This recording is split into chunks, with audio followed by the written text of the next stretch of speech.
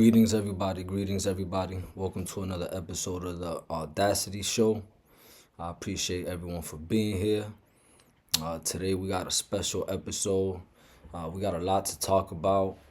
I usually have topics and subjects and themes lined up to the point where I already have an order in mind of how I want to do these things, right? How I want to drop these episodes, but I also want to be relevant to the times we're in, right? And right now we are in uncertain times geopolitically, right? And when I say geopolitically, right, I'm not just talking about politics. I'm talking about the global state, right? What's going on globally, in other countries, specifically in our country here in America, what's going on with the current president, the policies he's implementing, specifically in the economy, but also financially, right? I've mentioned before how I am a stock market enthusiast. I play the stock market. I invest into the stock market all the time, right? I have several portfolios and I invest into different assets, right? And right now, this week, those assets took a hit, right? And when I say they took a hit, they just decreased in value over the past couple of days, right? But I want to be clear about this, right? You don't lose any money until you sell, right? Your portfolio might be bleeding, it might be in the red, but you don't really take a loss until you sell. And more importantly, if you get in good prices, right? Or your daily cost averaging, which means you're putting, increments into the account on a daily basis or a weekly basis, and you do this over the years, right? Your assets, your money, your value should be increasing, right? It should be appreciating in value. So when these pullbacks, this is called a pullback or a correction, a market correction, when they drop, the value of these assets drop, right? You should already be in profit. You should already be in the green, right? And again, you don't really realize those profits until you sell, right? So just like you don't take a loss when you sell, you don't really take any profits or gains until you sell, right? But the thing with the market is that you can't time the market. It's impossible to time the market. Some people can do it by trading. I also trade stocks. I trade options and stuff like that, right? That's a little more complicated. I want to stick to just investing, right? But if you trade the market and you use technical analysis and stuff like that, right? You can time certain, right? Certain bottoms, maybe the bottom for the day, maybe the bottom for the week, right? But overall, you can't time the market, right? So that's why it's better to put time into the market rather than trying to time the market, right? Let me say that again. So it is better to spend time in the market rather than time in the market. There's a big difference between that, right? Not everyone get these things right, and this is where you get emotional rather than logical. You got to stick to your plans, stick to what you're doing, stick to what you agreed you would do, right? You made an oath to yourself to better your future, right? Invest in these assets, right? So stick to the script, stick to that plan. Don't deviate from the plan just because media headlines and stuff like that. And that's what's going on in today's world, specifically this week, right? So I want to get into those things that are causing this panic, right? And these headlines and the sell-off, right? So I want to talk about the tariffs. I made a video about trade wars and tariffs a couple weeks ago, right? It was probably 2 episodes ago. And I've been talking about the political landscape, the economic landscape, the financial landscape since the first week of January. And, I don't come on here. Other people like to post things and I told you so. I knew this was going to happen and try to make predictions or whatnot. I'm not here for that, right? We move accordingly and we got to be nimble. We got to be fluid and adapt, right? You got to adjust to certain situations, right? Don't stay stagnant. Don't freeze, right? It's like a flight or freeze thing psychologically, right? You want to just flight, right? Which means you panicking, you're selling your assets, or freeze. You don't know what to do, right? You're panicking. No, you got to focus. You got to stick to the script And believe in yourself, believe in your strategy, your research, believe in the work you put in, right? Believe in your future self, right? So some of the things that happened this week, for those who are unaware, those who don't pay attention to headlines or whatnot, I don't blame you, right? You focus on what you got going on, and you should be, as you should be. But there are certain things that we have to pay attention to, and economics, policy, and the financial market should be one of those things if you want to be wealthy. Now, if you are a free spirit where you think the system, the currency system, or the financial markets or whatever is part of corruption or whatnot, and you just want to live a free spirited life where you pay no mind to that, that's okay with me, right? I have certain individuals in my life that move like that, right? That live like that, and that's completely okay. And if I had my choice in life, right, it would be a system where there was no currency, right? The true currency should be energy, should be love, should be helping each other, being of service to each other, community. But that's not the world we live in right now in this point in time, right? So I want to talk about first what the U.S. President Trump did this week to cause such chaos in the markets, right?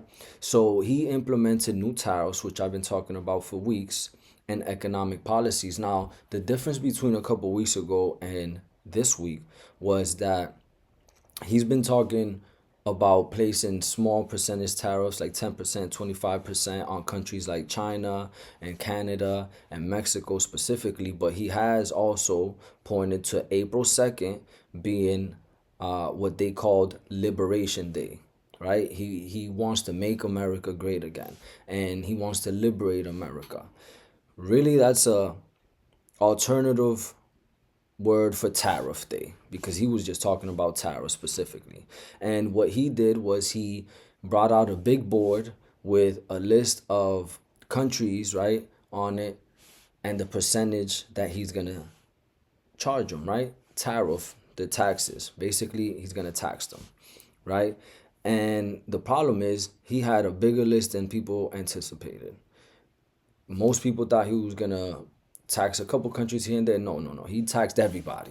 Everybody's catching a tax. It was a 10% baseline tax on everybody, but he also implemented major taxes on certain countries, right?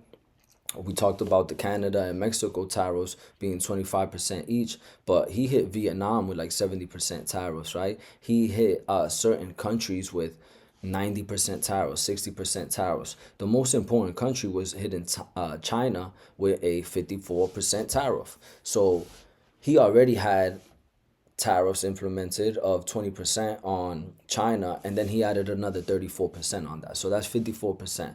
And the problem with that is that we are a consumer-based economy, and we consume a lot from China, right? We import a lot of things from China.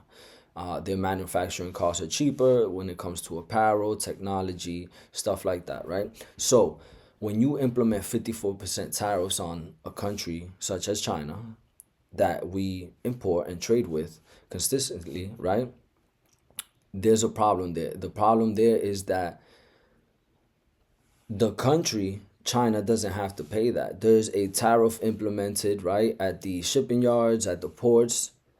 They'll pay that off the rip, right? The company importing will pay that off the rip, whether it's like, let's say you order something from like Amazon. Amazon will pay the port that tariff, but then they'll turn around. They're not eating that tax. They'll turn around and start taxing us, the consumer, right? So we will either see an increase in prices on these products. So if something costs $10.99 on Amazon, it might now cost $12.99 after these tariffs. Or they can do it another way where they might just increase their subscription, right? So if the subscription, the Prime, Amazon Prime is $6.99 a month now, right? So I have it myself. It might go up to $7.99, $8.99, $9.99, right? Somehow, some way, they're gonna pass that on to us. And what China did was they retaliated and they imposed their own tariffs against us. So they said, you're gonna charge us 54%. Well, we're gonna charge you the same thing. So now when you buy from us, now you have to pay a tax, right? So it's like tit for tat, right? It's kind of petty, but it's a trade war, right? We in the middle of war. This is not physical war. We're not bombing each other, anything like that. But when you hit people where it hurts, which is their pockets, you're fighting at that point. You're fighting. It's a trade war. Now, there are other countries like Vietnam that I mentioned earlier. They rather negotiate than retaliate. And the reason they rather negotiate is because they need us. I talked about this in the episode prior to this where I stated Mexico and Canada actually need us more than we need them. Well, Vietnam needs us more than we need them. So they are willing to negotiate, and that is Trump's intentions, I believe, is he's gonna hit them with these taxes, hoping they come back and try to negotiate. He might lower these tariffs or whatnot, but at the end of the day, at the end of the day, they are going to get taxed, right? They're gonna get taxed. Now, China wasn't standing for that.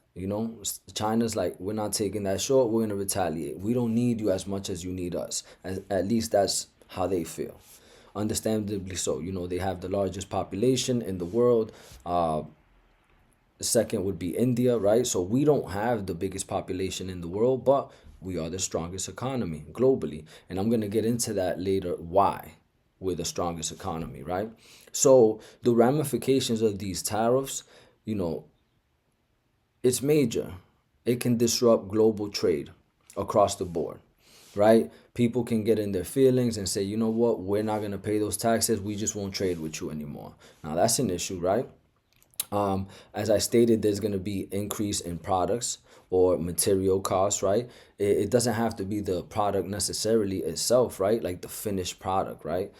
It can be the pieces that go into the product, right? It can be the tires on your vehicle now is being taxed, right? The rubber around the tires is being taxed, right? So this plays a big part into everything, every daily basic item that we consume, from materials to food, right? To medicine and stuff like that, right? Now, it can also shift the global alliances and trading partners. So like I said, maybe they cut off the United States. Some countries feel like, you know what, we're not going to trade with you anymore. We'll just go trade with China, or we'll just go trade with Mexico, or we'll just go trade with whatever, the Europe, right? That's going to cause a shift in global alliances. And I also talked about this before, because I think, there has been a lot of conspiracy theories where they want to make one America, including the United States, but they want to combine Canada and Mexico into one America, right? So this could be a start of that, right? I don't know, right? It might be too early to tell, but that is definitely a possibility, right? Now, I want to emphasize a couple things, right? Because there is correlation between economics, policies, and markets, right? Like the financial markets, right? But the economy is not the stock market. And this is very important because this is something that I had to learn coming into financial literacy and playing in the stock markets. And when I say play, it's not a game, investing, but I like to say play, right? Because it has been gamified recently, but it's very entertaining. It's very interesting, and it's a fascinating mechanism that I think everyone should learn, honestly.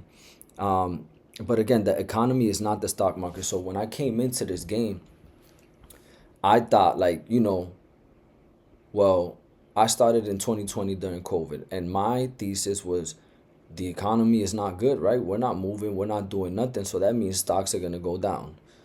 Well, that necessarily didn't happen. It went down for a couple of days or whatnot, but once they released those stimulus checks, everything shot back up. Stocks went from bottoming out, right, to dirt cheap, 60% off, 70% off, to just all-time highs by the end of the year. So it was actually the fastest recovery in market history. It crashed for a couple weeks and it recovered 3-4 times by the end of the year. So I learned at that time, like, okay, the market is actually not the economy. The stock market is a forward-looking mechanism. So investors in the market think about the future, what's going to happen in the future, which makes sense. If you invest into something, you are predicting the value of that investment is going to go up with time. It's going to appreciate with time, right? So I learned that it does have to do with the economy, but it is not the economy. It's a forward-looking mechanism. Um, they react to future expectations, not current conditions. So the tariffs, they create uncertainty. So when uncertainty happens, it drives market sell-offs. Because think about it, if you're investing in the market, if you're investing in assets, whether it's stocks, precious metals, crypto, material things like real estate, right, businesses, stuff like that, you are predicting and projecting, I am gonna profit off of this, right? But the problem is when there's uncertainty, when you don't know if you're going to profit off of this, you might actually lose value. People are going to either sell these assets or just hold off for a bit. Let me just stay on the sidelines and see what's going on before I start, pouring money into these investments. And that's what's happening now. And those uncertainty factors, the uncertainty factors are the duration of these tariffs. We don't know if these tariffs are going to be couple weeks, couple months, couple years. We don't know. Maybe they might be there forever. That'll be a major problem. And the reason we say it's uncertain is because we've seen that this president can change his mind at the blink of an eye. He will implement these tariffs today, which was, I believe, on Wednesday. And by Monday, he could say, you know what? Never mind. That's not going to work. Let's try something else. That's uncertainty. The market does not like uncertainty. That's the number one thing that the market does not like. The number one thing investors hate is uncertainty. Rightfully so. Now, another uncertainty is potential retaliation by other countries. We talked about China retaliating first. Nobody else has come out and said anything crazy, right? I know Canada, Mexico, Europe, they a couple weeks ago retaliated slightly, right? But then even those retaliations were kind of held a bit, right? Put aside because they were unsure too of what's going on. They stated, you know what, let's not retaliate yet because we need to see what's going on Liberation Day. And we are still waiting for that, right? So even as I'm filming this episode during the weekend, right? This news came out in the middle of the week on Wednesday. Wednesday, Thursday, Friday was probably the biggest sell-off. It was actually, I think, top 5 biggest sell-off in market history, which is crazy, right? This weekend, people are uncertain, confused. They don't know what to do. Some might be emotional, panic, and Monday we might have the biggest sell-off ever. We had one before, I believe it was 1987, where it was called Black Monday, right? This is where the stock market dropped like 20% in one day, which is absurd, unheard of.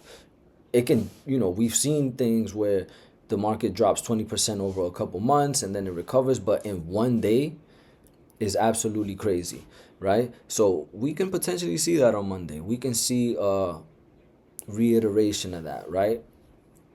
We don't know. One thing that we do know is that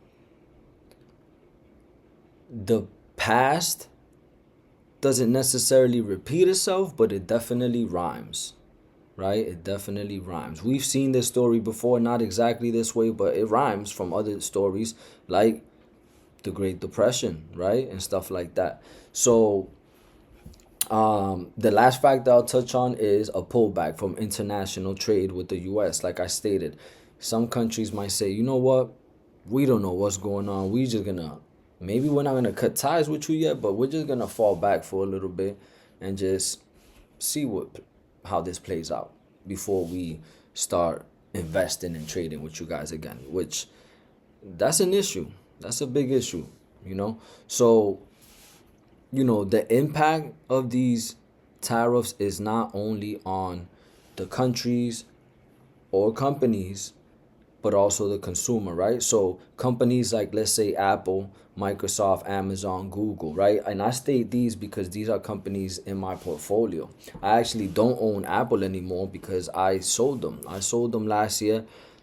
I didn't like where they were heading. They're not really innovating too much as I expected. They're dropping the same phones over and over again. And, I will admit that I sold it around 175. It ran up to 250, which I initially, when I invested in it, I believed it would go to 250, but I thought it would go to 250 on good news. Like, we got a new phone, we got products. Like, Meta came out with these Ray-Bans. This is something Apple should have did, right? Everybody's doing podcasts and stuff like that. Like, Apple should come out with podcast equipment that is compatible with the Apple Mac laptop or the phone, right? These are things that they're known for their innovation, and they're not innovating that much. So I do not own Apple stock at this current time. Will I in the future? Maybe. They got to step it up. Tim Cook, the CEO, has to do something about it. But I do own Microsoft, Amazon, and Google, right? And these companies can face higher costs. And when I state higher costs, I mean manufacturing and importing can become more expensive, right? So Microsoft, right? They sell PCs and laptops and stuff like that. They can, if they get hit with tariffs, the prices on these products are going to go up, unfortunately, right? I already talked about Amazon, Google, and the way Google affects people is like, if you have a YouTube TV subscription, you might have to pay more for that subscription going forward, right? If you have Google phone, Androids, and stuff like that, you might have to pay more for your Google phone, your Androids, and stuff like that, and your apps on the Google Play Store. So this is extremely important, and the consumers are ultimately going to absorb these high prices through the product subscriptions, like I talked about. Now, one thing that came out, which is even a bigger issue for Apple, was that analysts predict that Apple products could almost double in prices over the coming years. So the phones are already $1,000 for a phone, right? With the tariffs, you can be paying $1,500, $2,000 for the next iterations of iPhones, right? We're in iPhone 16 right now. That iPhone 20 might be like 2K. And the reason for that is they have most of its manufacturing is in China. So if we are hitting China with 50% tariffs, that's Apple. We are taxing Apple products now. This is why Tim Cook, the CEO, vouched that he was going to invest over 500 million or 500 billion. I'm not sure. It was one of those. It was a crazy amount into manufacturing in the US. So basically what he's saying is, I'm going to start opening up manufacturing companies in the US again. It was cheaper in China, but I'd rather come back home, manufacture at home domestically to avoid those tariffs. And that's the whole point of Trump implementing tariffs, is to bring back US jobs and manufacturing to America domestically, which is actually a great idea. The way he's going about it, maybe not so great. I don't fully disagree with it, but he is causing chaos, and the portfolio's getting hit, right? And we don't care about the Democratic Party, the blue side, or the Republican Party, the red side. We care about green over here, right? If money makes the world go round, we try and make money. So now you are playing with our money, right? Now, the panicking going on is not unusual. That's what happens when people are uncertain, right? A couple things that are going to happen is people are going to panic and overthink and go start buying impulsively. Like, Apple products are going to go up in price. Let me start buying these things now before they go up in price. Vehicles are they're already high. They're going to go up in price even more. They're going to rush to these dealers and buy more vehicles to avoid these prices. Now, it's funny that this is happening now in April, when I kind of seen the writing on the wall, and I actually bought a new iPhone in January. I bought a new Apple Mac in January. And the reason for that is I kind of I didn't predict it to this extent, but I knew with inflation going up and stocks and companies being at an all-time high, prices for everything are going up. These Ray-Bans, I bought them when I got a couple of them. I bought them when they were, I believe, $299. I believe they were $300, maybe even less.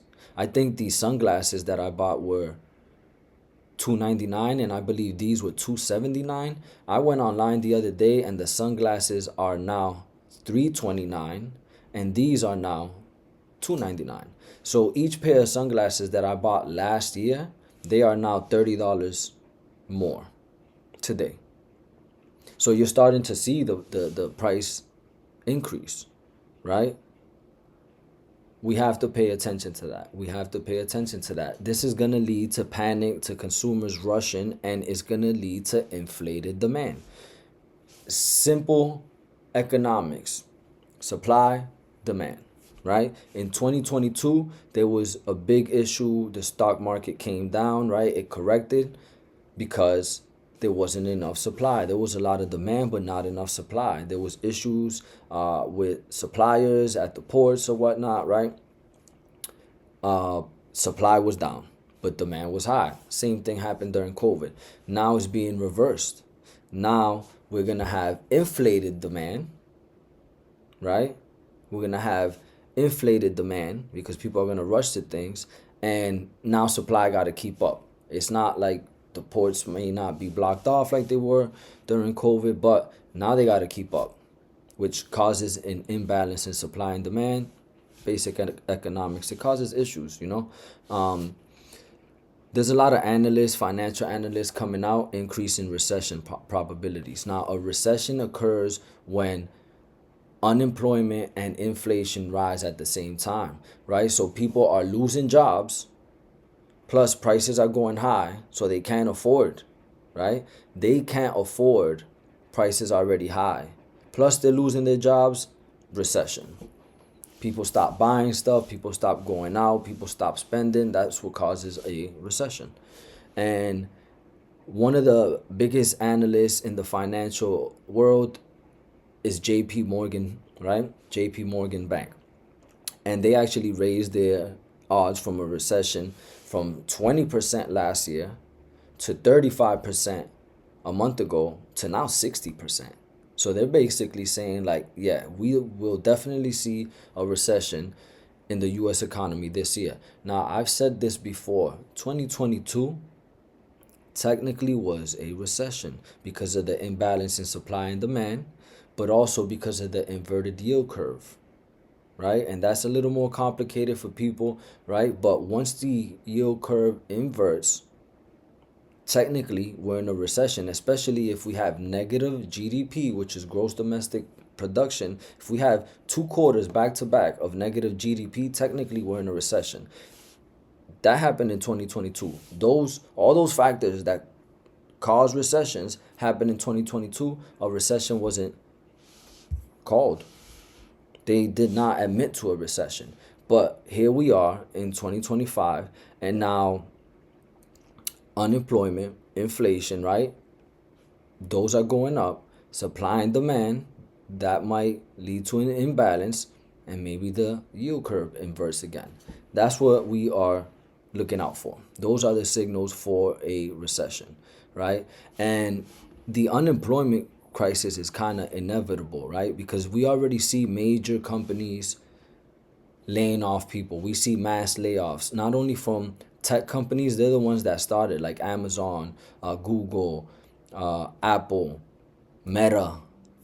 Those are the major companies that started laying off people, and their excuse was automation, AI, right? They wanted budget cuts and stuff like that. But then Trump came in and was cutting federal jobs. So now people in DC are unemployed. The IRS laid off like 90,000 workers, right? Now they are unemployed. And AI and automation is just going to keep increases the chances. of unemployment. And one of the things I'm, keeping an eye on specifically, and I believe this will manifest, I hope it doesn't, but I think this will play out, is there are headlines that keep talking about autonomous vehicles. Tesla wants to create robots and autonomous vehicles, which are vehicles that drive itself. Now, the problem with that, and this is why I don't invest in Tesla, I don't support Elon Musk, anything that he does. The guy he has let's just say, an agenda. Let's just say he has to have an agenda that I just don't agree with, right? And I say that because he is focused on creating robots. What does he want to do with these robots? These robots are going to be in warehouses, taking people's jobs, right? In offices, right? You could probably have robots cleaning your home, right? So now you don't, if you are wealthy and you have a maid, now you don't even need a maid. Just get a robot, right? To do these things. Maybe we have robots taking out the trash. So now what? The waste management people, right? Maybe the truck starts driving itself with autonomous vehicles. So now the trash company, right? The truck is driving itself. It has robots coming out, taking out the trash, throwing it away. Now you lose the driver and the employees that help the driver. That's an issue. But the biggest employer or the biggest industry, male dominated on a global scale, are drivers. So when I say that, I mean men are globally fill the role of drivers, whether that is transportation, whether that is commercial drivers like trucking or construction, pilots, right? Stuff like that. That's a male dominated industry. Just like females dominate healthcare, males dominate the industry of driving. Let me put this scenario out on the table, right? If autonomous vehicles are the number one focus, and that plays out and manifests, and now we have cars on the road driving itself, now we have trucks driving themselves, now we have vehicles driving themselves. The Uber doesn't need an Uber driver anymore. The planes don't need pilots anymore. What happens? Well,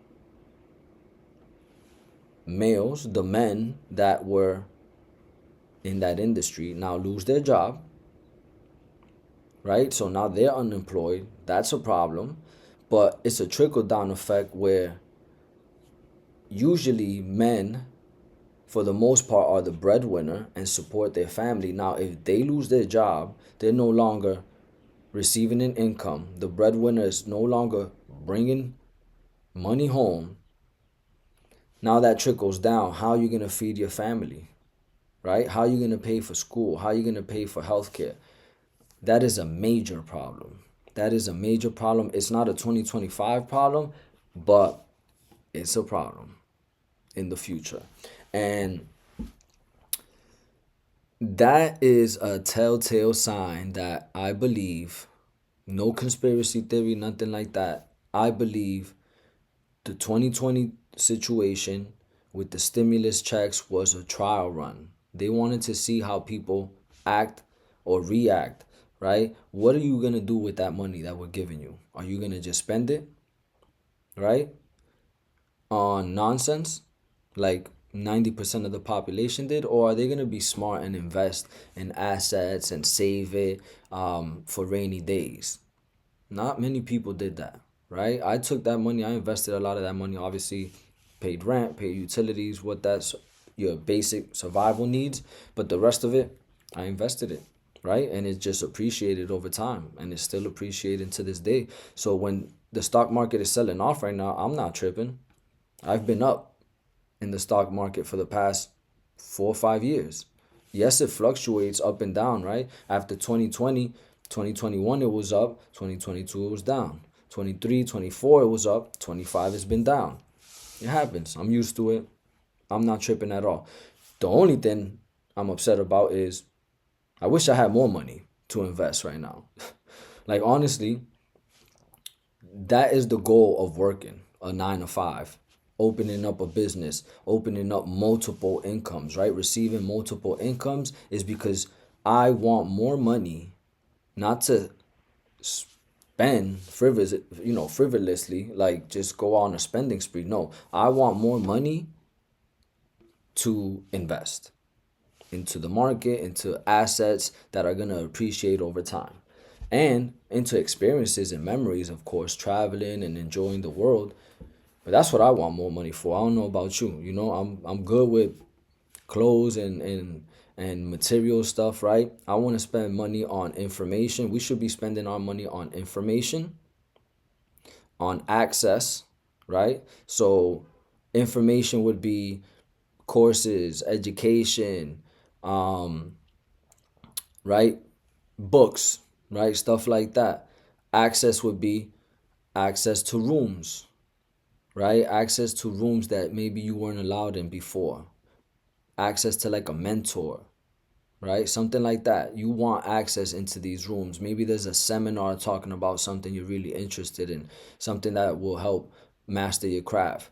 That's access, right? Access to funds, like access to loans, access to, those type of things that are going to better yourself, right? And experiences. That's what you should be spending your money on: information, access, and experiences. You want to invest, right? You want to think about your future self, but you also want to enjoy and be still in the present moment. That's extremely important, right? So, getting back to what I was talking about, the government funding cuts proposed by Trump recently, like there's fewer safety nets, right? So it actually increases the risk of social unrest. People are going to start losing money, start losing jobs. They are going to be upset, uneasy. Riots may happen. We've been seeing that before. We've seen that in the past. And there are potential for revolutions sparked by economic despair. Again, we have seen this before. History repeats itself, history rhymes. It's cyclical. These are patterns in history. So don't be surprised if any of those things start coming out on the news and the headlines, for sure. Now, this is not all this selling pressure right now in the market. This is not what you should be doing. This is not the time to buy. This is not the time to sell. Let me make that clear. All the selling going on right now is not what you should be doing right now. You should actually be buying. You should be adding to your positions. This is why I say that I'm upset that during these times right now, I want more money to invest.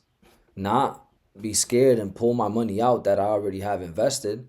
That doesn't make any sense, right? Because you can't, again, like I said before, you can't time the bottom of the market. You can't time that to an exact number. I've tried it. Doesn't work. I'd rather just leave my money there, let it sit there. It might go red one day, it might go green one day, whatever. Over time, history says my money will appreciate. The market was made to create value. It was made to appreciate. That's the whole point of the market, you know? This is, basic history 101 when they started investing in banks and railroads and stuff like that. We're talking about the 1600s, 1700s, 1800s. This was made to go up over time. So when we have these pullbacks, you should be excited to invest, not worried and scared, right? The most common thing people do is they hear headlines of how much the stock market's running up, how much crypto's running up, and they want to jump in at the top. How many people invested at Bitcoin at $100,000? Well, today's at 80,000. In 2022, it was at 20,000.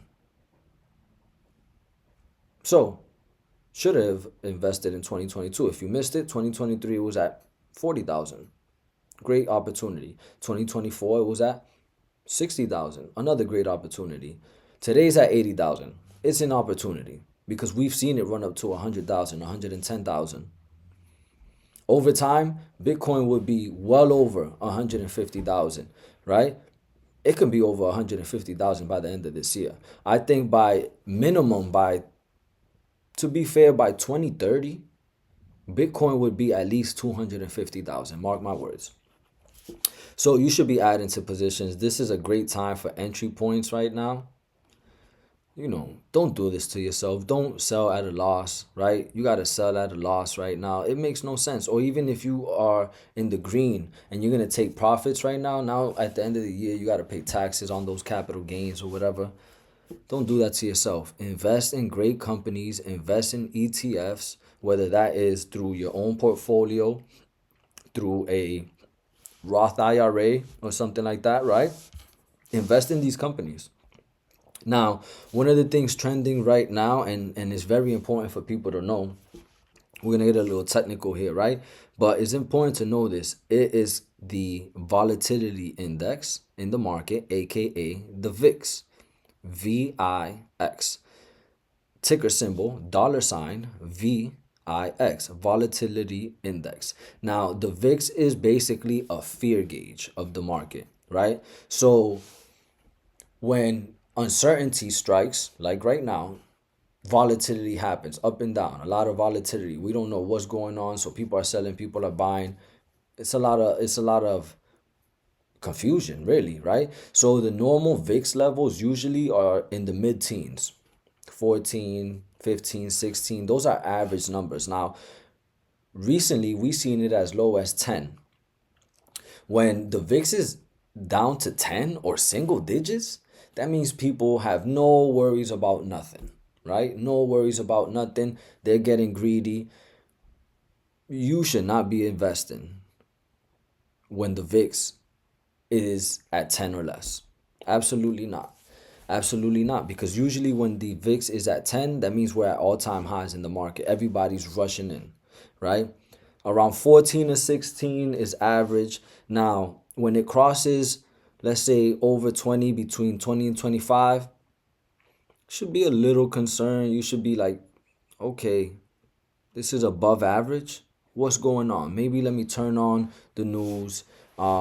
Maybe you follow specific people that talk about economics and the financial markets. Tune into them when the VIX is over 2025 because something's going on. Now, when it shoots up above that, let's say between 30, 35, now there's serious caution. Now you're like, wait a minute.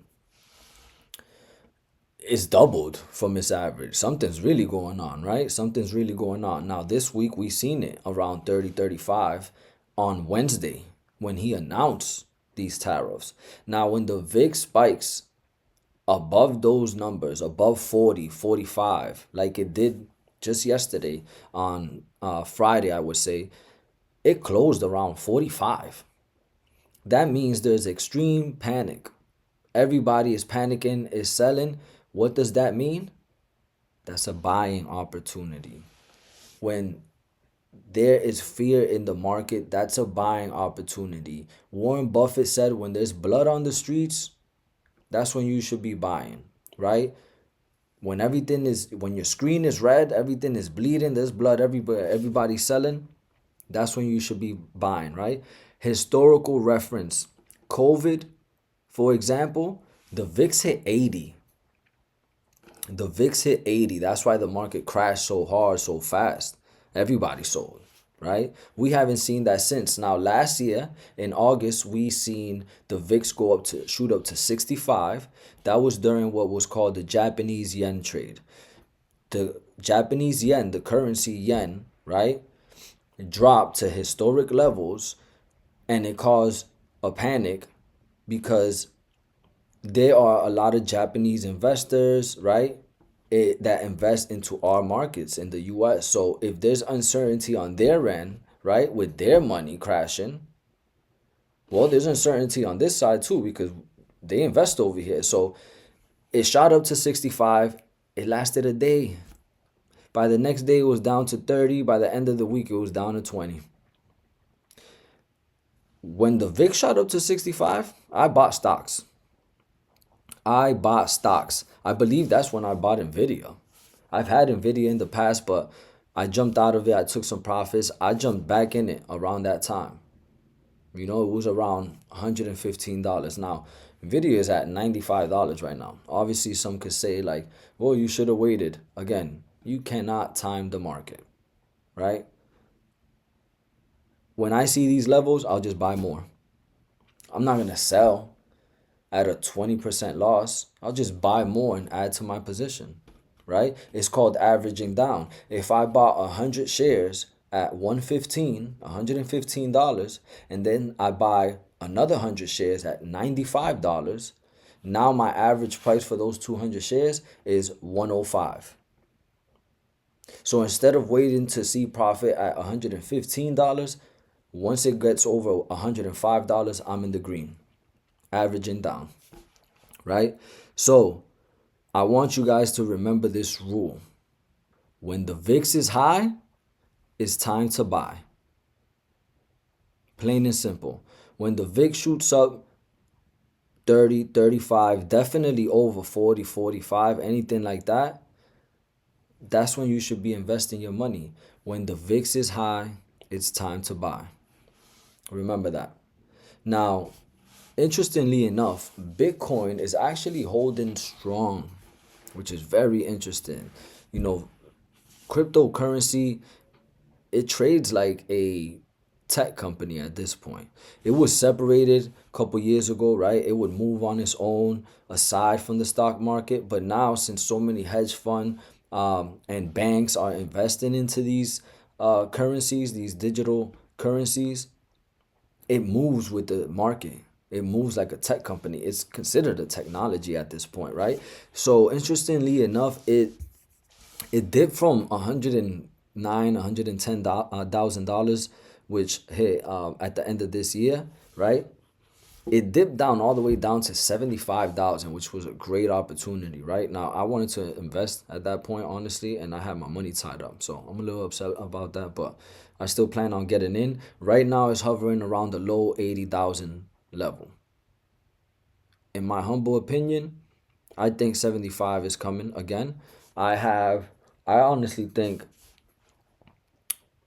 we could see the 60s, right? 60,000, 65,000 level.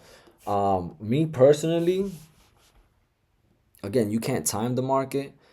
So I'm looking to set a limit. Like, I want to buy it at 72,000 or less. It's between that 75 and 65K, right?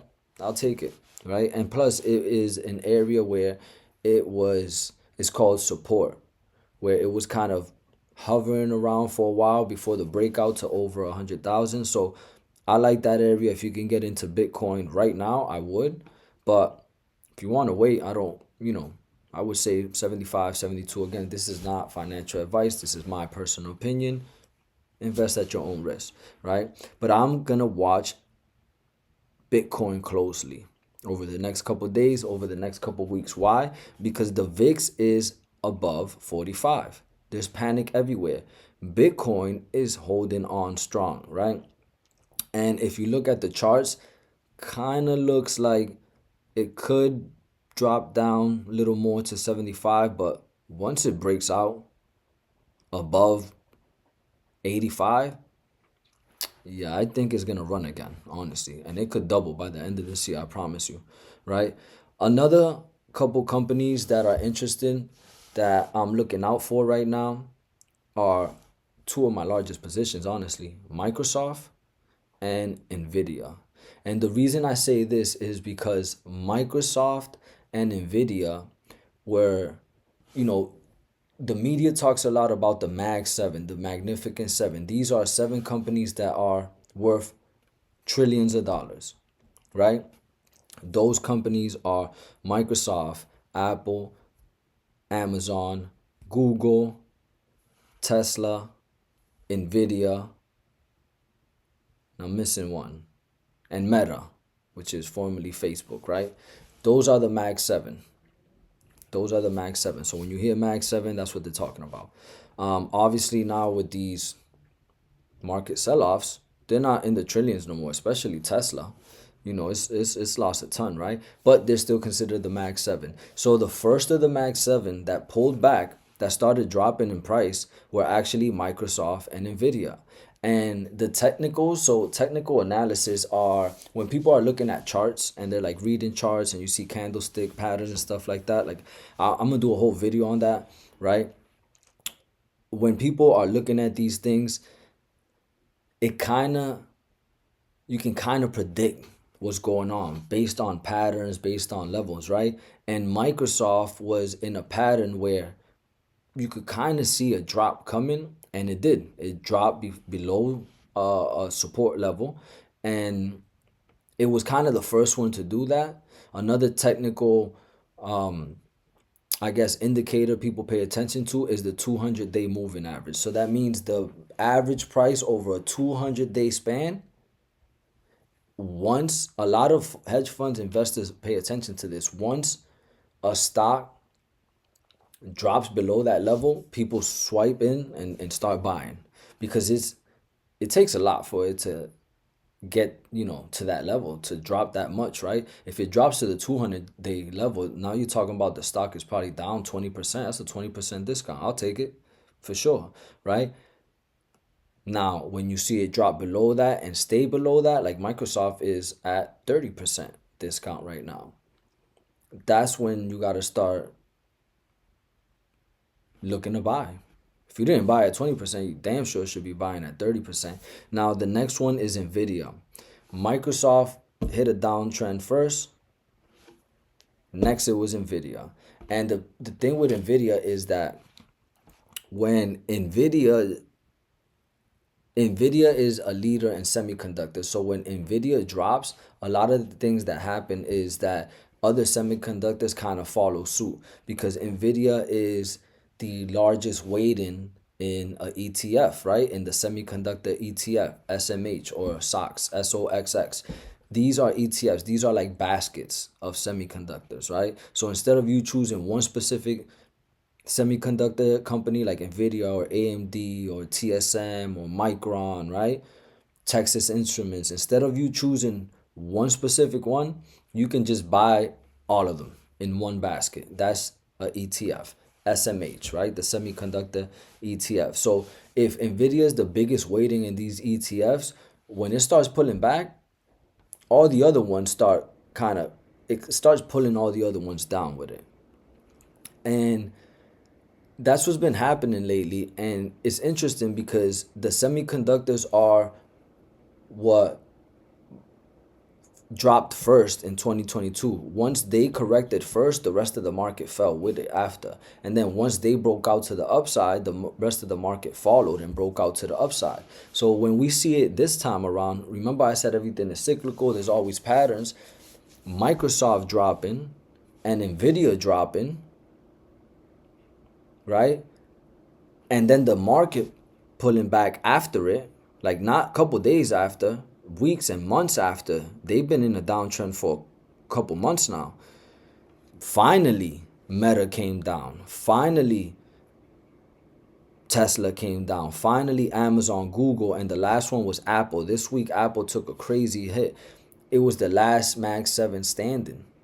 Now that they're all down, I'm watching for a breakout on Microsoft and Nvidia, because in my opinion, this is not financial advice. In my opinion, if Microsoft, Nvidia, and Bitcoin start breaking out to the upside, the market bottomed.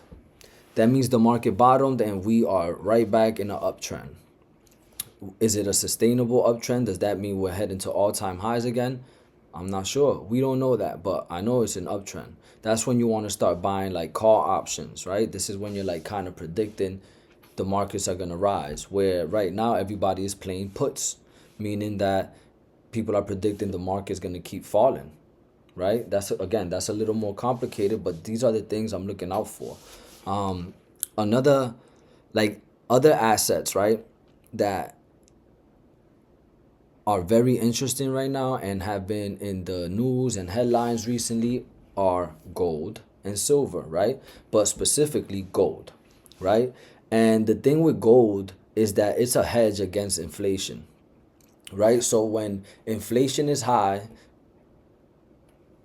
when you want to invest your money, but inflation is high, prices are too high, rather than putting it in stocks or bonds that are too high right now, you would want to put it in gold, right? Because you are expecting those prices, like stocks and bonds, to come down. And when those things come down, gold goes up. It's a hedge, right? It kind of balances out. So if I want to give you an example of like a betting example, right? If you are a gambler, if you bet on, let's say, your football team, right? The New England Patriots, right? If they are supposed to win by a touchdown, right? So your spread would say -7. They're supposed to win by at least a touchdown against the Buffalo Bills, right? You can bet on the Patriots to cover by more than 7, but if you're a little iffy, you can bet on them to win the game outright. Like, okay, I don't know if they're going to win by a whole touchdown, but I think they're going to win for sure. You can bet on them just to win outright, which is money line. Or you can hedge your bet by betting on the other team plus 7 points. If you think it's going to be a close game, you can hedge and bet on the other team. Even though you think the Patriots are going to win, you could bet on the Bills plus 7. It gives you a cushion. It's a hedge against your bet. So that's what gold is in the financial world. It's a hedge. And what's interesting is that the price of gold has risen from $1,800 an ounce a couple of years ago to now $3,200 an ounce over the last 2 years. And that is a historic increase in gold because it usually doesn't move like that, right? And when I say an ounce, like, I own physical gold, not just in jewelry, but like physical gold. Like, you can go on atmex.com, apmex.com, which is America's precious metal exchange. You can buy physical gold. Like, you can buy gold coins, you can buy gold bars. Like, a whole gold bar is over $100,000, which is a kilo. A kilo of gold is over $100,000, right? So when you see gold on the news that says gold is $3,200 right now, they're talking about an ounce of gold. An ounce of gold is probably like the size of a credit card. A gram of gold is like the size of a SIM card. A SIM card that goes in like a phone, like a little chip. That's a gram of gold. That gram of gold right now is $100, this big. An ounce of gold, which is probably like this big, right? Like a credit card, $3,200. So when, let's say I went to buy one of my gold chains 2 years ago, it might have been $60 a gram. So I paid $1,000 for it. This is just like, I'm just throwing even numbers out there because it's simple, right? $1,000 for the chain, the ring, whatever, the bracelets, whatever, right? Today, at $100 a gram, that same ring, bracelet, chain that you paid $1,000 for 2 years ago is now $2,000. So now your jewelry appreciated in value, right? That's the whole point of investing into assets like gold. Now, it's not just gold. I suggest people also invest into silver. And the reason I say that is because silver, the metal silver, is actually in a lot of our appliances, right? So like our computers, our phones, our washers, dryers, refrigerators, these things have pieces of actual physical silver in them. So if we are moving into a technology-based world with more phones, more appliances, especially if they're going to be more, innovative, right? They're going to be more like high tech. More silver is going to be used for these things. So the price of silver is going to also go up. Now, China and Russia have been buying gold as much as they can over the past couple of years. And I think it's an attempt to weaken the US dollar dominance. So instead of focusing right now. The strongest currency is the U.S. dollar, right? It's the most common. It's the one that most people use globally. Everyone has their own thing. Like, the Brazil got the real, India got the rupee, I believe. Japan got the yen, right? The Chinese got the yuan. Mexico got the peso, right? These are Europe got the euro. These are their own currencies, but the most common one used is the US dollar, right? So, how do you weaken the US dollar? Start using something else. You buy physical gold like China or Russia are doing, or you transition into digital currencies like Bitcoin. This is why it's so important. And America, specifically Trump and the administration right now, they're trying to push for more digital currencies. They want a digital dollar, they want a digital asset, right? Because if you or other countries want to see a weak US dollar, then we have to pivot to something else like digital currency, right? That's what's happening right now. So I definitely recommend buying gold and silver, honestly, right now. Another investment, and this is, I'm gonna touch on this because we're gonna see like rates on, if you pay attention to the news, you're gonna hear about rates, treasury bonds, and T-bills and stuff like that. I'm gonna explain what they are, and then I'll explain my personal opinion on them. Now, treasury bills or bonds are basically government IOUs, right? So they come with fixed rates. So like, let's say you get a 2-year bond, a 5-year bond, 10-year bond, a 30-year bond, right? These are kind of like safe havens for uncertainty. So when the markets are fluctuating like they are, right? And you're like, I don't know what to do. I don't want to invest in this market. Let me invest into bonds, right? They have fixed rates. So for example, if you get a 4% rate on a 2-year bond, that means, whatever amount of money you put $10,000 into a 2-year bond, they basically are saying, okay, we're going to pay you back your $10,000 in 2 years plus an interest of 4%, which 10K, 4% was that $400, right? So you're going to give the government $10,000 today, and in 2 years, you'll get $10,400 back, right? 4%, right? Now there's 5-year bonds, there's 10-year bonds, and then there's 30-year bonds. Now, the most important one is usually the 10-year bond, and right now the 10-year bond has dropped from 5% to about 4%, which technically is good, right? Because we have lower rates for like buying a home or something like that, right? We want to see lower rates, but we don't want to see those rates forced. Because if you're forcing them down, that can cause an economic collapse. This is why people are so uncertain of what Trump and his policies are doing, right? So recently, like I said, they've dropped, right? So it's good for like credit cards, housing, auto loans, and stuff like that, right? But the Fed, which is the Federal Reserve, Jay Powell, there's a dilemma here, right? Because they want to cut rates, right? They hiked rates over the past couple years, right? Because inflation, there was no inflation. There was too much money in the economy. They wanted to slow things down, right? So they started hiking rates. They didn't want you, at least at that time, to keep buying houses and vehicles and all of that, right? They want to control the inflation, the stability of the market. So they were actually hiking rates during 2022. That's why the market came down, right? Because when you're hiking rates, you want people to not buy so much, right? Now, that causes inflation, right? So when they want to see prices rise, but it's kind of like it's a tough act to balance, because you have to know when to kind of cut rates and hike rates. Is very interesting.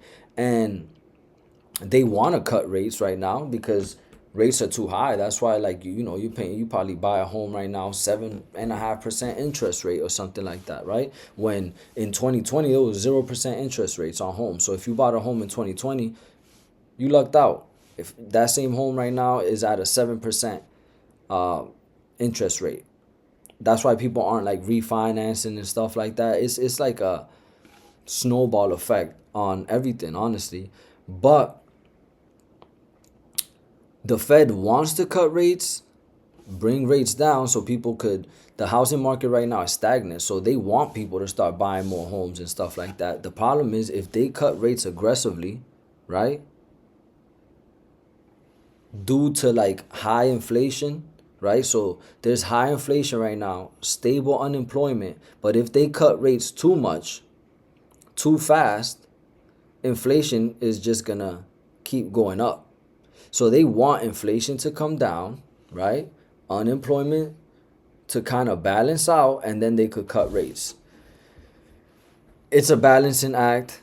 Um, it's very it's a very tough job, I'll be honest. It's a very tough job. When you get into these things and start learning economics, it's an extremely tough job. But I believe the Fed, Jerome Powell, the Fed chair, I believe he's been doing a good job, honestly. He's been doing better than expected. The problem is with these new policies, the president kind of overrides him, right? So with these new policies, you're making his job even harder now. His job was already hard.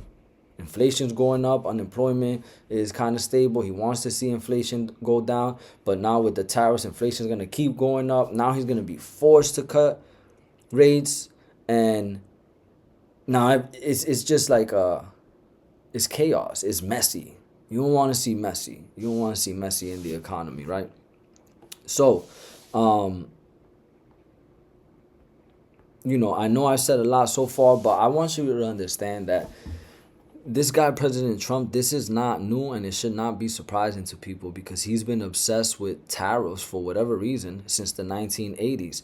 Now, you can look up videos, YouTube videos of him speaking about tariffs decades ago. This is when he was just a business owner, right? He just believed so much that we should be taxing everybody else. He's been obsessed with this thing.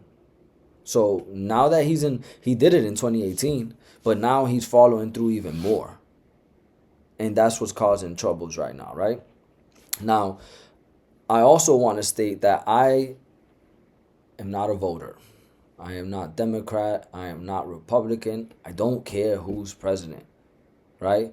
Just make the right decisions for our people, for our society as a whole, collectively, and you have my support. I don't care if you're a Democrat, Republican. I don't care what side you're on, right? I don't care if you're liberal, whatever, right? Just listen to our people and make the best decisions possible. I know everybody, nobody could be perfect. Nobody's perfect. Like everything can't be perfect. I understand that. We're going to have trials and tribulations just like everything else, right? Like any other job.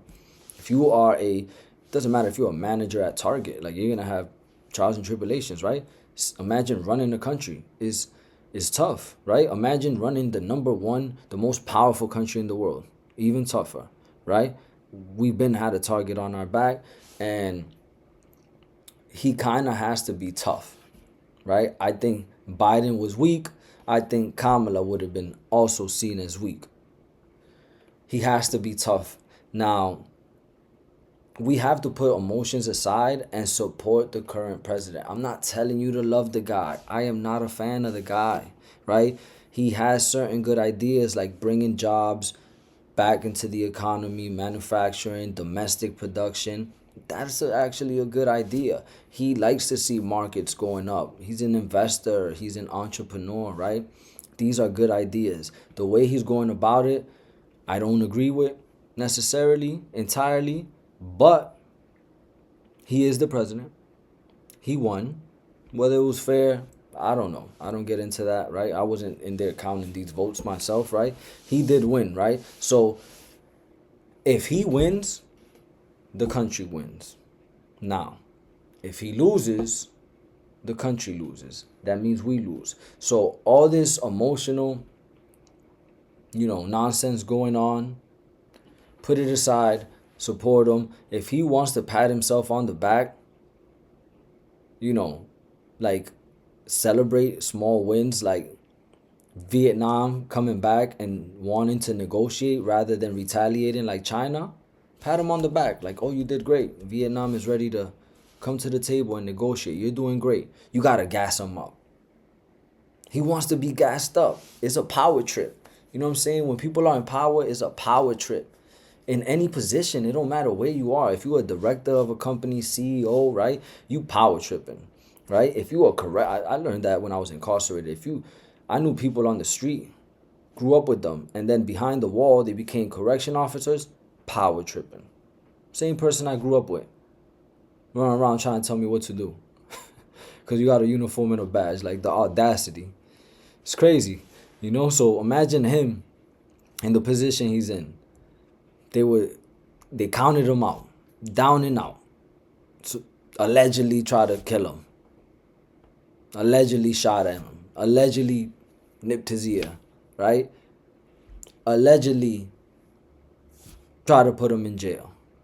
He overcame all of that, won the people's votes, became president again. The most hated, most loved, whatever you want to call him. He did it. He's gassed. He's power tripping. Give him a little clap. Give him a little clap, right? Pump him up. You're doing great. And if we do that, honestly, he's going to fall back. He's going to fall back and he's going to be like, I told you so. I told you I was going to do this. And I did it. You got to deal with it for the next 4 years, man. You know what I'm saying? Let him rock out, do his thing, gas him up. Be smart about your next vote is all I could say, right? Now, although I don't vote, I'm not a voter, never voted, I do have a couple people in mind that I actually would champion, would potentially vote for, right? The first person that is already in politics would be AOC. AOC. Alexandra Ocasio-Cortez, Latina woman from New York. She's partnered up with like Bernie Sanders right now, and they have a ton of good ideas. They're like for the people, right? I like that she's young. I like that she stands up to these people, right? To these people in power. I like that she's Latina, could be the first woman president. I like all these things, right? She's come from the struggle, tough place in New York. Will she be the best option for like what I do, financial markets and business? Maybe not. But I do think she would be for the people. Let's just say that, right? For education, for free healthcare and stuff like that, for healthy health and wellness, right? Stuff like that. I think she would be for that. So shout out AOC. I think I actually tweeted back in 2020 and 2022 and 2024 that she will be the next, or she would be the first female president. I was saying that while Kamala was still running. I was like, yeah, that's not going to happen. I think AOC will be the first female president. Let's see if it happens. Now, besides politics, like that's the only politician that I think I would vote for, honestly. But there's a lot of smart businessmen that I would like to see run for president. And I'm going to give you three of them right now that I'm thinking of off the top of my head, right? First one is Mark Cuban. Mark Cuban, everybody knows Mark Cuban, former owner of the Dallas Mavericks, billionaire, famous for being on the show Shark Tank. I love Shark Tank, right? This guy's for the people. Very likable dude, right? He fights back and and he's big on democracy and stuff like that. He's going against right now. Like he sold the Mavericks to focus on going against big pharma, right? And bringing low cost prescriptions to the people, helping this whole healthcare initiative. I like Mark Cuban. The problem is that he said he would never run for president, right? I understand why he wouldn't, but if he would, if he decides to, I think he definitely will get a lot of votes and could definitely win for sure. Now, another person I want to mention, people might not be too familiar with this gentleman, but his name is John Hope Bryant. Now, John Hope Bryant, he's a black American. He is very successful, right? He's a billionaire as well. He has been an advisor to several past presidents. He's had relations with over 9 presidents, been an advisor to at least 3 of them, right? He is relatable to the people as well. He's grew up in the struggle, right? He actually has said and shown that at least once a month, these billionaires usually take private jets and private events and get catered to and all this stuff. He has made it a emphasis to go to the hood at least once a month. Go to where, the ground level. He wants to drive in a regular Uber and talk to the Uber and see how they feeling. He wants to walk into a grocery store, see how they feeling, right? He wants to go to networking events and communities and see how they looking. Are they building new businesses? Are they rugged? Are they doing bad? Right? He wants to feel that. And I think that's very important. Especially a man of his stature, right? His wealth. He understands economics and businesses and finance. He's big on financial literacy. I love that. And I think he would be a great candidate. Now, last but not least, I'm going to mention someone that is also interesting, right? He's very outspoken. His name is Brad Gerstner. And the reason I mentioned Brad Gerstner, right? He's a hedge fund manager at Altimeter Capital, right? He is he's young, right? I'm tired of these 80-year-old presidents, right? Brad Gerstner is young. He's probably like 50, right? He is a futuristic thinker. He is very tech savvy. He's focused on innovation and the future and technology and stuff like that. I love that, right? But one of the things that he has introduced, which is actually genius, and I've thought about stuff like this before, but the way that he breaks it down, his idea, his vision, I think it'll work magnificently. I think it will change the world, right? He advocates for, rather than like social security for elders and retirement funds, 401ks and stuff like that, he advocates for giving every newborn child $1,000 when they're born, like an automatic account that receives $1,000 invested into the S&P 500, which is the top 500 companies in America, right? To build generational wealth, right? So it's kind of like a Roth IRA for a child. Now, this child cannot touch these funds till they're, 18, 21 years old. Nobody can touch this. So basically, you got 20 years of those $1,000 appreciating, right? If history says the average for the S&P, it appreciates about 7 to 9% on an annual basis. Over 20 years, we're talking about that $1,000 could be 20K, could be 50K, could be 100K. We don't know what the market's gonna do, right? But it gives you kind of a cushion where when they turn 21 and they can access this money, if they already are well off, like some influencers right now are young, they have businesses, they're doing well, they can just transfer that money into their Roth IRA, right? Like tax free, just transfer it and just let it keep growing. Or they can pay off some student loan debts, or they can use it to open a new business, right? Pay for trade school. They can use it to get a head start in the real world as an adult, rather than coming into the world like we are now, like our young generations are now. They're coming fresh out of college, 100K in debt. If you went to a good college, you got a 4-year degree, we want people to be doctors and engineers and stuff like that. That's 4, 6, 8, 10 years worth of school.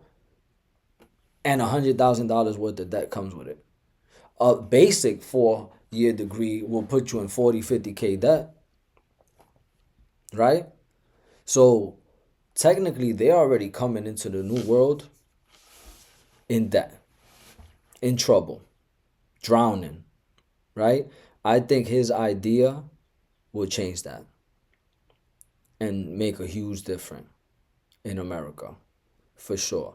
Um, you know, couple things I want to say before I go is that I know I said a lot today. This is probably one of my longest videos, but this is very important. I've provided a lot of gems in this video. Whoever watches this video, this is one of those videos where you have to rewind it, play it back, take notes, right? I'm going to clip up a lot of short clips, a lot of reels to this video because there was a lot of gems people could use not only for today, but for the future in this video. And this is what I do this for, right? I believe that the fall of America, like the headline state and all this stuff, I think is very over exaggerated. I think it's over exaggerated. You know, I understand that not, you know, empires aren't made or built to last forever. We've seen the fall of empires before. Plenty times. We have plenty examples of that, right? But I don't think we're there yet with America. I don't.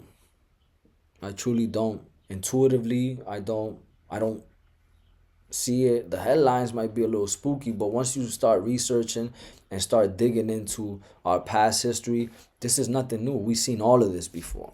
We've seen political leaders such as Trump power tripping before. We've seen policies change at a drop of a dime before. We've seen market corrections, crashes before. We've seen pandemics before.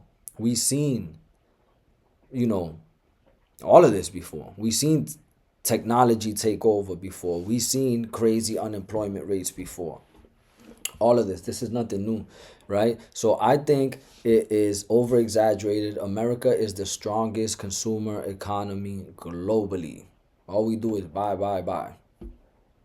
So that is a bit of a problem for us here. That's why we want to manufacture more, right? That's why we want to create domestic production more. But other countries love that we consume. Vietnam, right? Thailand, China, Mexico, Canada, India, Saudi Arabia, they love that we buying importing stuff from them. They don't want to see us fall. I promise you, they don't want to see us fall. China, Russia, they might make a case why they want to, you know, see us decline. I don't know about necessarily fall entirely, but it's a power trip. They want to be in power. They want to be the number one economy, the number one country, the number one global leader. But right now it's America, and I think that's gonna remain, at least for my lifetime, for sure. You know, despite not being the most populated, we don't have the most people, but we're the most economically strong, right? Our economic strength is unmatched. That's why during COVID, we during COVID, that was a point in time where we could have went into a Great Depression again, just like the 1920s. Ironically, it happened in 2020, right? We could have been in the middle of a depression right now, still. No jobs, nothing. I wouldn't even be doing this video, right? But instead, the stimulus implemented by the US government kept demand strong. Even when supply chains collapsed, there was nothing going on, but it kept demand strong because money was still flowing in the economy and being poured out and, you know, flowing through our system. 9 trillion worth of dollars specifically. Now, inflation, we got to understand that inflation today, yes, prices are high. Everything's high. Rent, food, gas, everything's high, right? It was not caused by Trump. It was not caused by Biden. It was not caused by the Republicans. It was not caused by the Democrats. Inflation today stems from the massive stimulus spending and low productivity during COVID, right? That is what led to increased demand and inflation, was the fact that we had crazy amount of spending. Everybody was spending free money, but it was low productivity occurring during this time. That's what leads to the demand and inflation. That's what supply and demand, economics. We wanted that money so bad. We fought for it, we loved it and everything. But now we're crying about the impact it had on us. Nothing is free. They thought it was free money. Nothing in life is free. There's always something that comes after that. You want to call it consequences, whatever. We are seeing the consequences of that today in real life, 5 years later. Last but not least, right? I want to tell you why America remains strong, and it will remain strong. A couple of states specifically are the pillars, I would say, right? For America and its economy. If we have a four-legged table, these four states are each leg of the table holding what is the American economy up. First, New York. Now, New York is the number one financial hub globally. Wall Street, the stock market exchange, right? NASDAQ, that takes place in New York, right? So when it comes to finance, New York is the hub of finance, right? The next state, Massachusetts. Not because that's where I'm in, but because it's home to the best hospitals and the best education. Universities like Harvard, right? MIT, stuff like that. We are at a time where this government is emphasizing technology, education, healthcare. Massachusetts is the hub of that, number one globally, right? The economy of Massachusetts alone would be top 10 globally if it was its own country. 100% facts, right? The next state, leg of the table, right, is California. California specifically because of Silicon Valley, San Francisco area. Silicon Valley is the innovation and tech capital of the world. That's where all the technology is coming from. Now, China has its own technology, right? India has its own technology. Africa, Saudi Arabia, they have their own technologies. But the number one tech hub in the world is Silicon Valley, California. This is why there's such an emphasis on AI, artificial intelligence, right? Silicon Valley is working on that, working on mastering their craft, perfecting that for us. You can't be scared of this stuff. We're creating it to better ourselves. It's going to allow us more time, more productivity, believe it or not. So don't fight it. Don't fight the trend. The more negative stuff you think about, like that's all, you know, people get caught up in the movies and I Am Legend with Will Smith or the robot, what is it, I Robot and stuff like that. Like the robots taking over. Like, man, stop it. You know what I'm saying? Like that's not what's gonna happen. You gotta believe in our people, believe in our um innovators. I believe in them. And last but not least, Texas, right? Texas, because of its energy and oil production. Now, if Texas were a country on its own, it would actually be the fourth largest oil producer in the world, behind only the entire US, Russia, and Saudi Arabia. They would be the fourth largest oil producer in the world. That's why you always hearing Trump talking about drill, baby, drill. He wants to drill oil. You know what I'm saying all the time? Well, guess where that's happening? Texas. Um, and when you talk about California, Silicon Valley, and the technology, right? They need data centers to manage this new technology. A lot of those data centers are being built in Texas, believe it or not, because they are a energy manufacturing hub. So when we talk about New York, Massachusetts, California, and Texas, It's difficult to knock America off the number one global position when it leads the world in finance with New York, healthcare and education with Massachusetts, technology with California, and energy with Texas. Right? So, that being said, it's a lot of information. A lot of information, a lot of valuable information, a lot of gems that I dropped on y'all today. I want y'all to act on them. Don't believe me, do your own research. Once you do your own research and confirm what you've heard, apply that information, apply that knowledge. Do it for your kids, do it for your future self, do it for society as a whole, right? You want to build wealth? This is how you build wealth, right? If, I want to give you guys an example before I go. If we had, right? And again, I like using round numbers, even numbers is easy. If you had $100,000, let's say, I know $100,000 is a lot to some people. You can use the same structure if you had a $1,000, $10,000, $50,000, whatever. But let's just say $100,000, right? If you had $100,000 to invest today, in my opinion, I'm not a financial advisor. This is what I would do with my own money, and I promise you, this is what I've done with my own money. I am speaking from personal experience.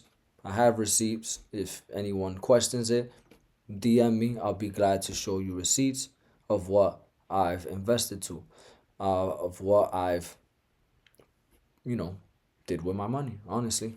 So I would personally invest 50% into the US stock market, especially now when it's down. All right, 50%. Sounds like a lot, right? But you can either do single stocks like me, right? I got Amazon, Microsoft, Google, Meta, Nvidia, whatever, stocks like that, right? Or if you don't want to deal with the volatility of single stocks, you can invest into ETFs, which are baskets. When they talk about SPY, the S&P 500, that's a basket. The NASDAQ, which is QQQ, that's a basket, right? VTI, the Vanguard Total Index, right? This one has over 4,000 stocks in one basket. It's less volatile because, for it to decrease, a majority, like over 50-60% of those 4,000 stocks have to decline for it to come down. Now, obviously, it probably dipped a little during this week, but overall, it's a very safe investment. I promise you. Not only single stocks and ETFs, but also retirement accounts like your IRAs. Your IRA, I always pitch the Roth IRA because you have full autonomy over it. You can invest your money at your own pace into your own stocks, ETFs, mutual funds, whatever you want in your IRA. So 50% into the stock market, single stocks, ETFs, IRAs. 25% into real estate, whether that's a down payment on a home, commercial property, buying a business or ownership, right? Like brick and mortar business, something like that. 25% of that should go into real estate because, as we know, over time, real estate has gone up over time and it will only continue to go up. It will only continue to appreciate, I promise you, right? Now, that's 75% already, right? So the remaining 25%, what I would do is I would break it down into 5 allocations, 5 separate 5% allocations. So, 5 times 5 is 25, right? And this is how I would do it personally, me, myself. I would invest 5% into Bitcoin for crypto exposure, right? Digital asset, right? Kind of a hedge to your stocks and stuff like that. I would invest another 5% into paying off debt. Pay off your debt, eliminate liabilities. Investing into stocks, real estate, crypto, right? You are investing into assets. But the best part about paying off your debt is you're eliminating liabilities. EYL, shout out to EYL, Earn Your Leisure, Rashad, Troy, even Ian Dunlap, Master Investor, the whole squad. They always talk about assets over liabilities. That is their logo. That is their slogan, right? Like, that's all they talk about. Invest into assets like stocks, crypto, gold, real estate, and reduce your liabilities like debt, credit cards, student loans, unnecessary spending, right? Another 5% would be invested into an emergency cash fund. Now, the reason I always recommend this is because it is liquid and safe. And when I say liquid, it means you don't have to run to the bank or call your financial advisor or anything like that to get money out, right? You don't have to do that. You can keep that in a safe somewhere. It's liquid. Something happens, God forbid, the ATM is down in your area. You lost your credit cards, right? You need to pay for food, you need to pay for gas, whatever the case may be, you want to be liquid, have some money on the side for that. So at least 5%. And I'm talking about, people should have at least 3 to 6 months in an emergency fund. So if your expenses, for example, are $5,000 a month, technically you should have at least 15 to 30K in an emergency fund, ready for, like, if you lose your job, you get hurt, anything happens, you have a cushion to pay for your bills and survive while you look for another job or start a business, something like that. But you can play it safe, 5%, whatever, right? Because I want to allocate these things. I want to be diverse in investing into these things. I don't want to just focus on one thing. I want to give y'all gems where 50% into stocks, 25% into real estate, 5% into Bitcoin, 5% to pay off debt, 5% in an emergency cash fund, another 5% in precious metals, like I talked about, physical gold, physical silver to protect against inflation, and last but not least, 5% into a life insurance. And I used to sell life insurance, so I'm not going to sit here and pitch any specific companies or policies, anything like that. I might do a whole episode on that because it is important. But this protects your family from any emergency situations, right? Any debts you leave behind if something, God forbid, happens to you, right? But it also creates generational wealth. This is how you build generational wealth. Stocks, real estate, Bitcoin, gold, silver, life insurance, zero liabilities, right? Cash on hand. And most importantly, you want to put these things into a trust or a will. So if something unexpectedly happens to you, there is, your thoughts, your vision, your plan is in writing and allocated to the right people. Leave beneficiaries behind, your kids, your mother, your father, your brother, your sister. If you don't have anyone, or if you choose somebody else, maybe it's a friend, maybe it's a mentor, maybe it's an institution, like, hey, you know what? I just want to leave everything to the city I was born. Use my money in the community. Or I want to leave all my money to the public library to re-innovate and build whatever, a new structure, right? You can put anything you want in a will. And legally, they have to abide by what you say, right? So, anyways, this was a very, very important topic I wanted to touch on today. I think it was very beneficial, right? I think I covered a lot of ground, more ground than probably I expected, more ground than probably you expected. This is the longest video I've had, but it's extremely important. And I've been talking about economics. I've been talking about the financial markets. I've been talking about uncertainty. I've been talking about politics, right? I've been talking about intuition, cyclical patterns, the signs that are pointing to things that are coming. Yeah, it's time people start paying attention. Inshallah, God willing, they will pay attention. And if they don't, to each their own. My job as a human being is to help others the best I can, and I believe I can do that by sharing information, sharing knowledge, sharing resources, sharing experiences, right? In a kind and loving way. I'm not coming off as aggressive. I'm not telling people what to do. I'm not advising anyone. I'm not a financial advisor. I'm not a fiduciary. I am just making educated suggestions from personal experience. I'm telling you what worked for me can work for you. But again, to each his own. I hope everybody enjoyed the show. I appreciate everyone that's watching the episodes. Even if you're not watching the episodes and you're just watching the reels I post on social media, the clips, right? I appreciate it. I appreciate the feedback. If anybody has any questions, you can feel free to reach out to me, DM me. I will answer questions. I do have a Discord, right?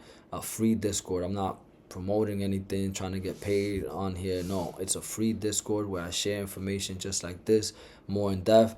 There's only a couple people in the Discord at this time, right? And these are like family and friends that believe in me, and they've seen how much I've changed, how much this information has helped me, and they want to apply it. They want to learn more, right? So if you are interested in that, DM me on IG, Twitter, whatever the case may be, and I'll be more than glad to send you the link. Again, it's free. Nothing is being charged on there. You get exclusive access to some of this content, some of the things that I see coming ahead of time. In my Discord, I actually it was the first week of January, and I put a post that I was going back and forth with ChatGPT trying to find cyclical patterns of the market, and I found a pattern of, 2020 the market was down. 2020 it was down in the beginning, but it finished higher, right? So it was a positive year in 2020. It was a positive year in 2021, but then it was a negative year in 22. Then it was a positive year in 23 and 24. And based on the pattern and the first 3 weeks of the year, it actually predicted 2025 would be a negative year in the market. I made a post about it on Twitter. I shared it on my Discord, and what do you know?